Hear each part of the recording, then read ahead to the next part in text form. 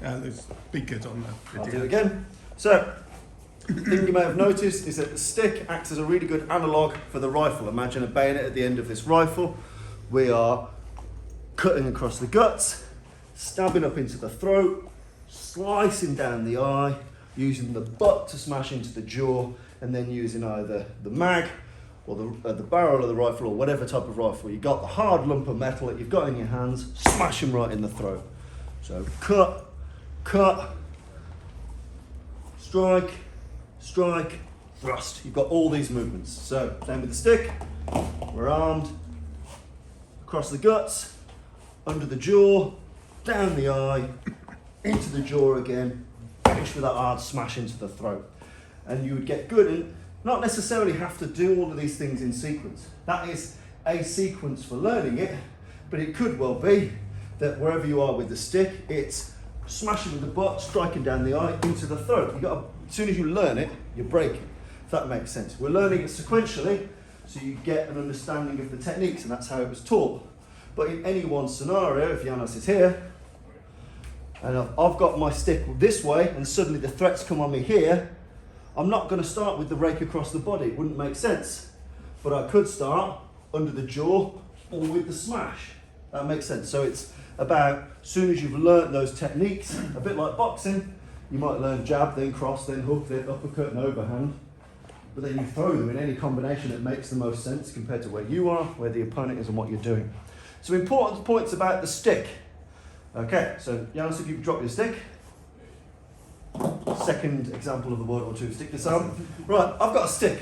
Grab the end of this stick. Right. Now it's our stick. It was my stick, now it's our stick.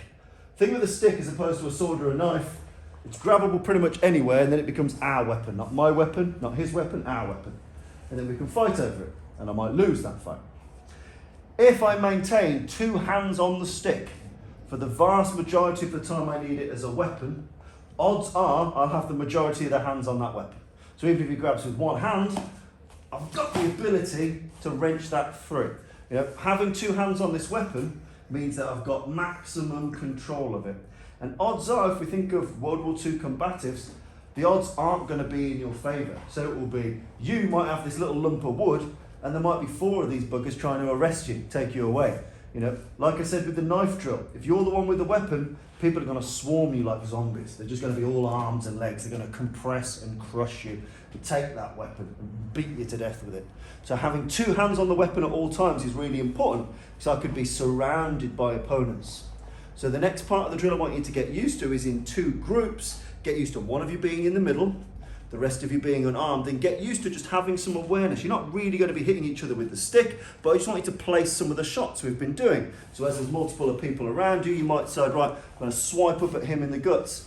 He's going to get one into the throat. I'm going to turn on you and bar you into the throat. Does that make sense? So it's about keeping the weapon on you and tight. Like I said, one-on-one, a bit like Filipino systems, you can fence it. You can do cool stuff. Yeah, that's all doable. As soon as there's more than one person, someone's going to grab this stick, and I've lost my advantage. So if there's more than one person, that stick is on me. It's only coming out, bam, when I'm lashing into him. Bam, when I'm lashing into you. Other than that, it's staying on my person. It's my stick. And if we grapple, if you imagine if there's a grapple in, so no, grapple the stick. Yeah. So if you grab the stick, the techniques we've been doing can work pretty well with the stick. So if you imagine, I might go butt striking down the eye. So these things allow you to wrestle control back of the weapon if you do find it gripped. If he grips the top end, one hand, think about that first butt strike. Bam! I don't need to wrestle over this, I just crack him with that. Or I do that gut strike against him, and then crack him with it. It's all about experimentation, a bit like boxing. You've got your foundational strikes. Yep.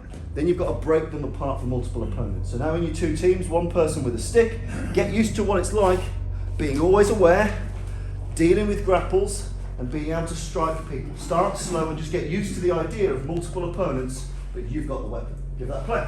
Slow. Two groups? Yeah, two groups.